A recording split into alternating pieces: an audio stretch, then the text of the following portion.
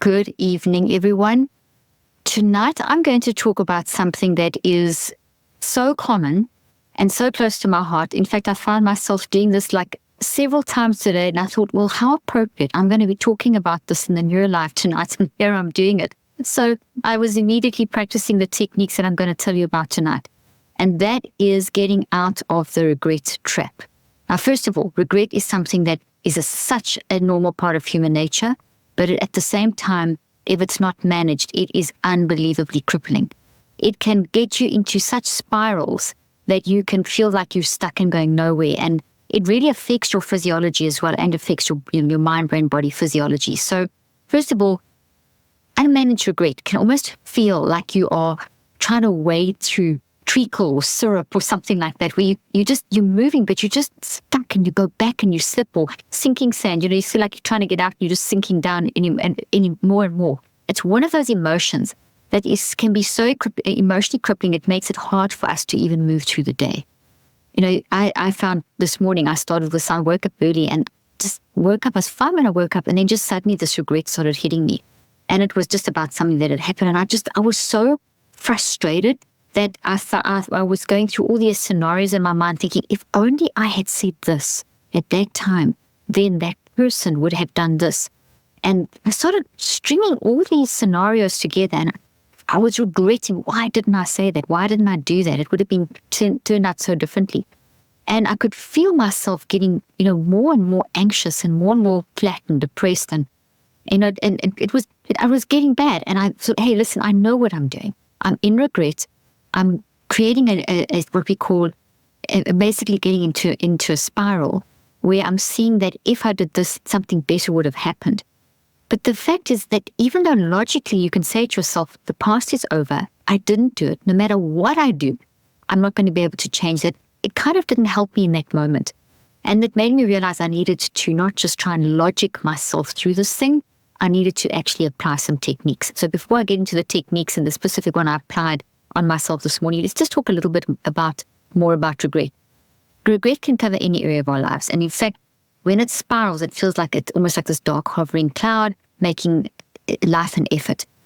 Basically, it can be defined as feeling sad, disappointed, and frustrated, and even incapacitated. So it can just be sadness or disappointment, but it can get to a point where it can feel incapacitating, and that it affects your day, affects you at work, affects your relationships, can basically, like a virus, just spread. And if you don't control it, you can literally stay in that regret, and then it just starts, it's passing on. It is very viral in its nature.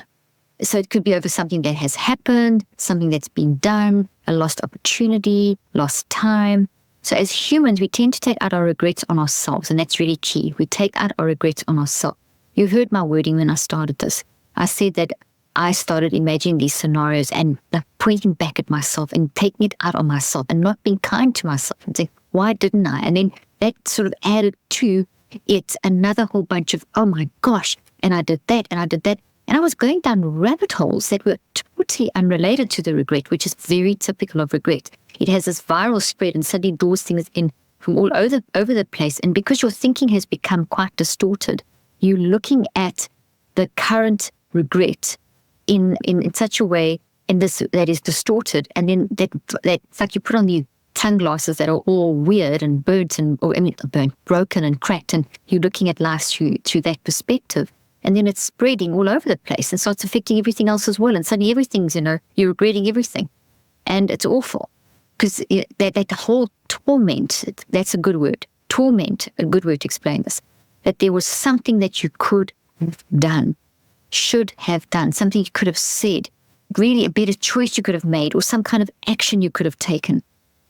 It's so frustrating. So I just want to read this research statement. Research on regret explains how self-blame is a very big component of regret, because it implies a fault in what we have personally done, wishing we had done something differently. So it's a lot of self-attack, a lot of self-blame, and that's a very big core component of regret, is the self-blame thing. And then that has a major impact on our mind-brain-body network, or psychoneurobiology. Unmanaged regret over time will impact the brain and the body and mental health. And whether it's just like anything that is anything that is affecting your psychoneurobiology, so anything unmanaged, is always creating a vulnerability. You've heard me say that before. So when your body's in a state of vulnerability, and regret can throw your body into and brain into a state of vulnerability really fast. You can find you start feeling down and weak and achy and just not right and fluey. And then if there's something out there and you haven't managed the regret, because of the reduced vulnerability of your immune system, because your immune system really gets hammered. Self-blame really hammers your immune system. It also hammers your hormone system. And so those get very, very vulnerable. And when those are vulnerable, you are more vulnerable to things that are going, that you walk past and touch something, some germs or whatever, and when normally your body would have fought it off, but if your immune system's not doing what it should, or it can't function at the level that it should be functioning at, then, you can pick up things that you wish you didn't pick up, sort of thing. So that's it. It's very real. It's very in your face. It's very consuming, and it's very immersive. So what we kind of have to do is to recognize, that's why I'm kind of stressing these things, is to recognize, okay, I'm in this regret. I'm doing this, I'm going to give you the techniques, but it recognize its immersive nature, recognize its self-blame component, and recognize that it's getting us stuck, and recognize that we're not hopeless, because there's always something we can do. This is the beauty of human nature. This is the beauty of mind management, which is everything I teach in the work that I do, is mind management. And we're talking now about mind managing regret. So just a couple more interesting things about regret. Regret is a type of thinking called counterfactual thinking. So it kind of counters the facts. The facts are the past is done. What you did is done. It's over. There's been an impact. And now we're trying to counter that fact. So it's counterfactual thinking. And so it's thinking about the could have, would have, and should haves. And it's based in the philosophical concept of probabilities and possibilities. So it goes counter to the fact. It has a massive component of self-blame, and it's philosophically all about the possibilities of what could have happened, the probabilities of if I had done that, then that would have happened. So there's sort of that numerical component, and then that's the psychological component to it. So it's focusing on what might have been, about alternatives to what has happened. So it's focusing what might have been. And so that's where you can create those scenarios, and it's very tormenting. That might have been, that might have been, that might have been, that might have been, about alternatives to what has happened. So you build all these alternatives out, and then we can fall prey. We can get sucked in. And it's interesting, it's a very core tenet of human nature. So therefore it must have some purpose, and it does have purpose. So it doesn't mean you mustn't, you're not, regrets, I'm not telling you to eliminate regret. I'm telling you I'm basically suggesting, I can't tell you to do anything. I'm basically suggesting that you recognize regret, understand a little bit more, and then turn regret into what it can become, which is constructive. You can actually learn from it. So let's see a little bit more about this. So this counterfactual thinking leads us to reconstructing what might have been as these mental and visual representations. And it's a mixture of facts and imagined scenarios of what could have been better or worse. And there's, it's foundational thing is the if, because it didn't happen. It's an alternative. So it can go in two directions. You have what you call upward counterfactual regrets and downward counterfactual regret. Now, upward counterfactual regrets are the alternatives that you imagine that would have been a better outcome. They can drive you crazy, because if there was a negative outcome and you think of, if you did this, there could have been all those better outcomes, that can really drag you down, depending on also, what you are regretting. Downward counterfactuals are different. Downward counterfactuals are seeing a worse scenario. Well, if I did that, that could actually have happened. There could have been a worse situation than what did happen. Now, interestingly enough, the downward counterfactuals, where you imagine the alternative was worse, is actually more helpful than the upward.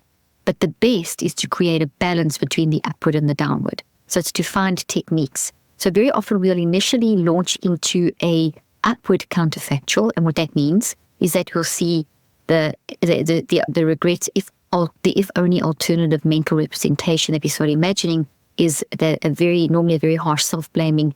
If I had done this, there would have been a better outcome. And so that's generally where we go first. Not always, but it's very often where we go first. And it can drag us down. So we need to recognize, kind of, okay, am I thinking that it would have been better, or am I thinking would have been worse? And if you're thinking it's been better, it's almost good to imagine that, well, actually, there could have been other alternatives that could have been worse. So you immediately balance. And this is the first technique, is to recognize that I'm in a regret, and to recognize, okay, this is my regret. Say the regret, acknowledge. You find yourself, the whole thing is that we get into these things where we just kind of like flowing. We get into a flow, and you start, your mind just goes all over the place. So we need to grab ourselves, stop, stand back, and step into what I call the multiple perspective advantage. Okay, and that is the ability to stand back and get multiple perspectives. So you stand back and you say, okay, my mind's going all over. I'm definitely in regret. I'm going to self-blame. I'm imagining mental representations. I'm creating these alternative scenarios. I'm seeing all these possibilities and probabilities, whatever language. Just give yourself a little prompt sentence and then say, okay, what am I actually regretting? Verbalize. And you're standing back and you're kind of like observing yourself. You're having this conversation with yourself and observing yourself at the same time. So you state what that regret is. Then you say, okay, am I imagining a mental scenario that if I had said this at this time, something better would have happened? Or am I imagining that something worse would have happened? And then whatever the answer, let's say it's something better, then say, okay, well, can I actually see a downward counterfactual? In other words, can I see what could potentially be a worse one? So you immediately go from the one that could have been better, which will make you feel worse, to thinking, oh, well, if I did, this could have happened. And immediately that will make you feel more balanced. And then what you can do is, still using your multiple perspective advantage, is you can then go into a mode where you can say, okay, well, that's the regret. That's how I initially went. I started thinking it as a better alternative. Like, if I had said this, then they wouldn't have made that decision, and then this wouldn't have happened. That made me feel terrible because I now feel the cause of that bad situation. I catch that, acknowledge it, and say, okay, but I don't know what would have happened if I had said that. If I had said that, maybe this would have happened, and it could have been worse. And then you imagine the downward one, and a couple of scenarios, possibilities. And then you go into back, still in the multiple perspective advantage, still observing yourself. You can then say, okay, well, let's now do a mind shift. Let's shift our mind. It's okay, that's the regret, that's the upward, that's the downward. Now, what's realistic?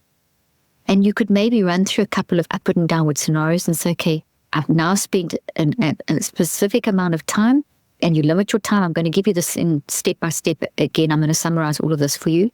And you give yourself a specific amount of time, limit it. I wouldn't allow yourself to go beyond a few minutes. You don't want to spend hours in this. A couple of minutes, 6 minutes max.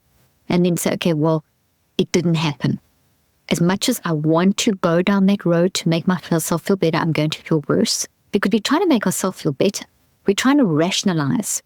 Or with our mind, we're trying to rationalize something that's a scenario that's just so either impossibly devastating or frustrating or impossible, or something that we just can't accept. And there's different levels of acceptance, from very extreme to things that are just, irritating.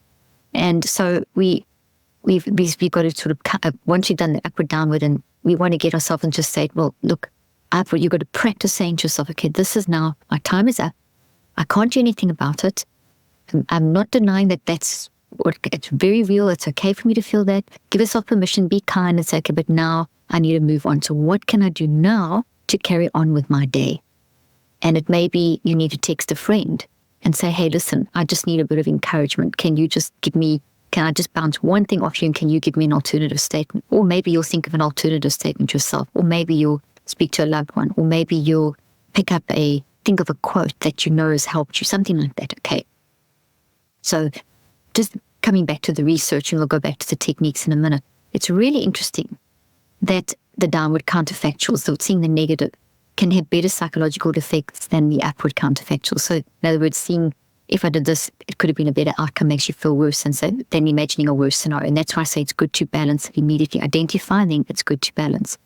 And the balance is to always have both. If you see the downward and it's making you worse, you could see an upward, and then, balance those, which balances it, and then always get the mind shift. The mind shift is always, okay, well, it didn't happen. What's the realistic thing? I'm in this situation now. This is where I'm at. This is the impact of that decision.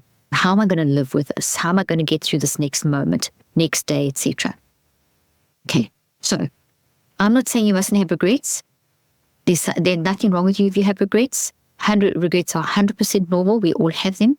Life is filled with so many choices, as we all know. Some are going to go well, some are going to go badly, and inevitably regret is going to emerge. So don't try and eliminate it. Manage it. That's really key to what I'm trying to say to you, is don't eliminate it. Embrace it, process it, reconceptualize it. And reconceptualizing that is that whole mind shift.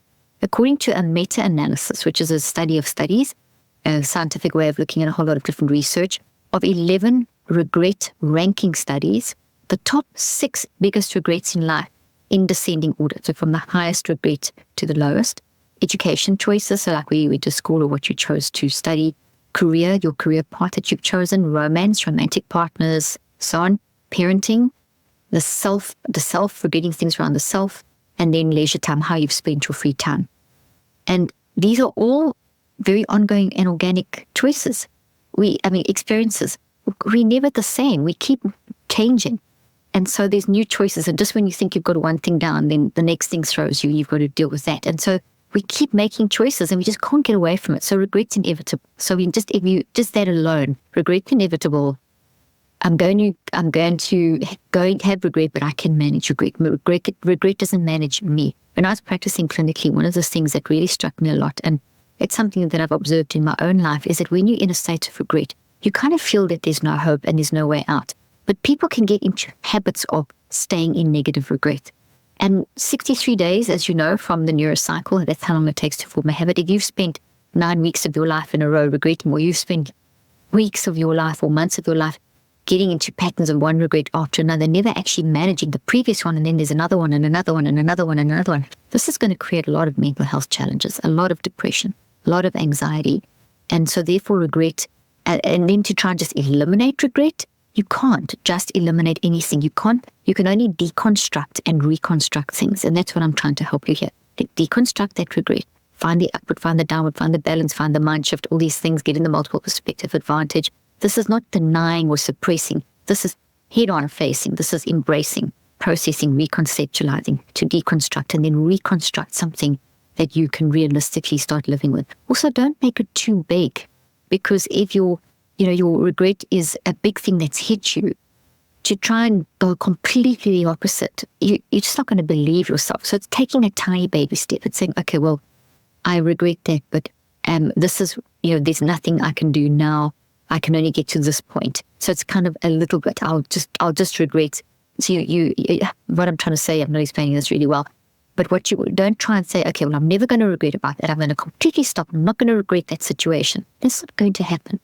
I'm going to rather say something like, okay, I know there's a series of regrets.